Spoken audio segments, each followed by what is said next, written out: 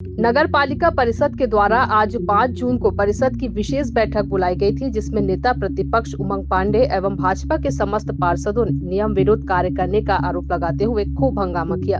सम्मेलन में 19 बिंदुओं पर चर्चा हुई, जिसमें विपक्ष ने अपनी कड़ी आपत्ति दर्ज कराई। नेता प्रतिपक्ष उमंग पांडे ने सर्वप्रथम नगर पालिका के कर्मचारियों को 3-3 महीने से तनख्वाह नहीं देने जाने की बात कही और कहा कि जब पालिका कर वसूली के नाम पर गरीब तबके के लोगों को लगातार नोटिस भेज रही है और कर वसूला जा रहा है, तो पालिका के कर्मचारियों को तनख्वाह क्यों नहीं दिया जा रहा है। वहीं उमंग पांडे ने नगर पालिका अध्यक्ष और उपाध्यक्ष पर यह भी सीधे आरोप लगाया है कि नगर पालिका उपाध्यक्ष जमील खान के भाई को सीधे लाखों का लाभ दिलाने के लिए जमीन आवंटन किया जा रहा है, जबकि पूर्व में उसी जमीन के लिए अन्य जरूरतमंद ने नगर पालिका से मांग किया है, जिसे पालिका ने एक सिरे से खारिज कर दिया था। उक्त बैठक में नेता प्रतिपक्ष उमंग पांडे सहित पार्षद रिंकेश वैष्णव, प्रमोद शर्मा, मानहरन कौशिक, मनीषा साहू ने विभिन्न विषयों पर आपत्ति दर्ज कराई।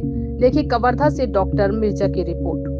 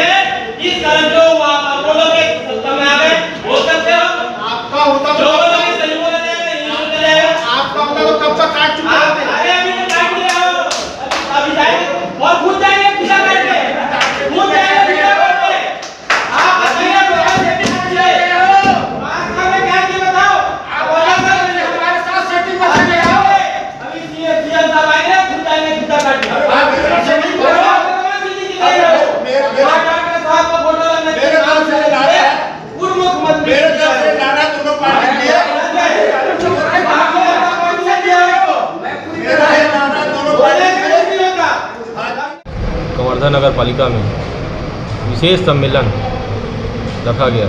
यह विशेष इस कारण कि नगर पालिका उपाध्यक्ष जमील खान के भाई जलील खान को, जो कि वार्ड नंबर 5 के रहवासी हैं, उनको क्रेशर गैरेज के सामने उन्हें भूखंड आवंटन करने के इस विषय को लेकर आज विशेष बैठक नगर पालिका में बुलाया गया था।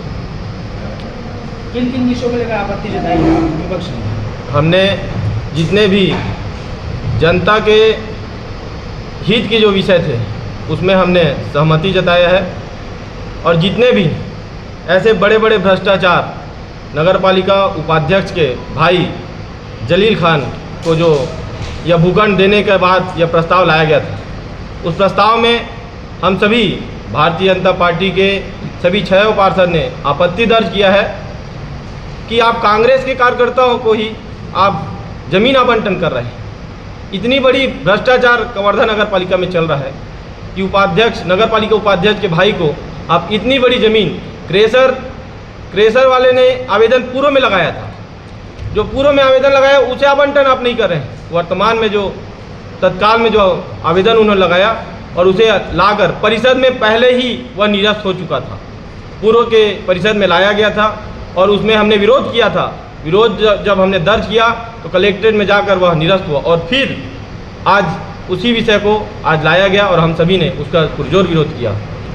और आज सत्ता में बैठे हुए हैं, उस सत्ता के नशे में आज कुछ भी ये निर्णय ले रहे हैं और कांग्रेस के कार्यकर्ताओं को पूरा कवर्धा शहर बांटा जा रहा है। ये कांग्रेस पार्टी की देन है, मोहम्मद अकबर का देन है और मुख्यमंत्री भूपेश बघेल की देन है।